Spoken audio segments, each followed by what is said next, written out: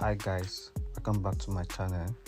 So this is the update on the Skoda Enyaq 2024.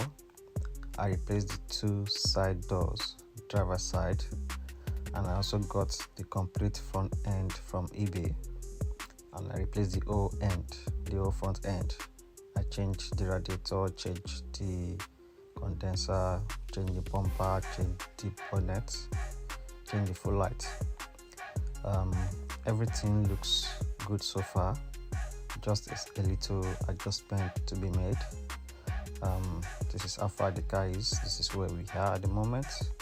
Stay tuned for the next update. Don't forget to subscribe to my channel. Thank you very much.